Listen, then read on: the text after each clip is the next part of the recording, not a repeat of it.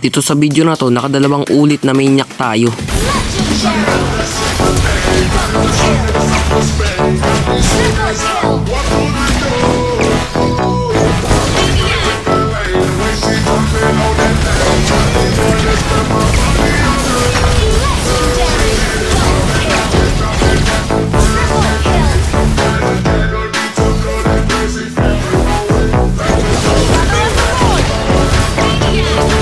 At naka 9 minutes, level 15 tayo.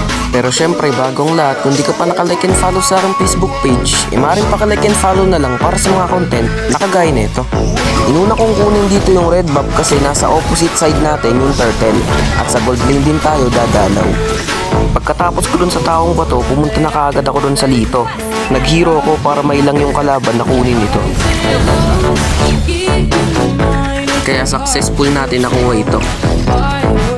Sinunod ko naman dito yung blue buff. Pagkatapos ko sa blue buff, papatayin naman natin yung lizard.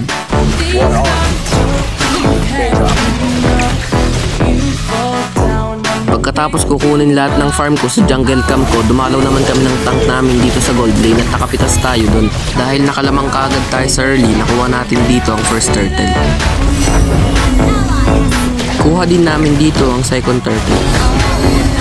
Actually, nakuha namin lahat ng tatlong turtle dahil dyan sa laki ng kalamangan namin sa kalaban. At dito na ako nakamaniac. Pumalag kasi yung mga kalaban sa blue buff, guys.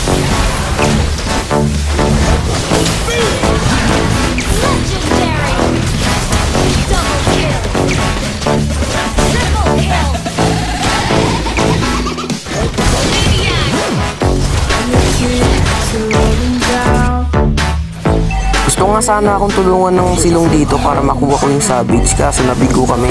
Kasi may passive pa yung X-board, kaya ayun, na-execute yung silong. Kaya dito, saktong pagkuha ko ng taong bato, nag-level 15 na ako dito. Sa 9 minutes. Kukunin ko pa sana dito yung red buff, guys, kaso nagka-clash na sila doon. At eto ang pangalawa nating maniac sa game na ito.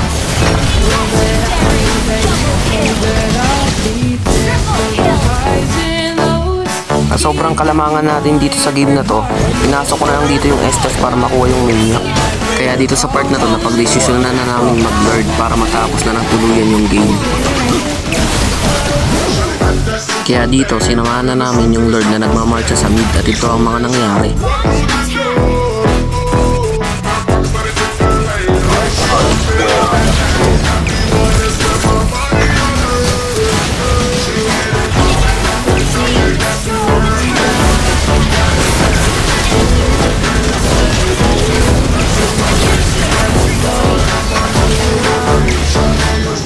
Malakas kasi mga hero nila pang depth, guys, kaya di namin natapos.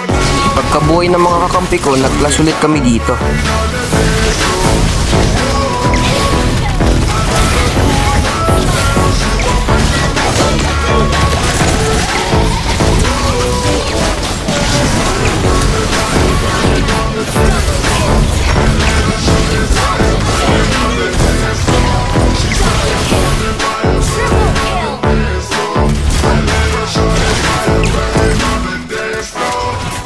At eto na yung winning condition namin kasi nag-concede yung mga kalaban. Kaya hanggang sa muli.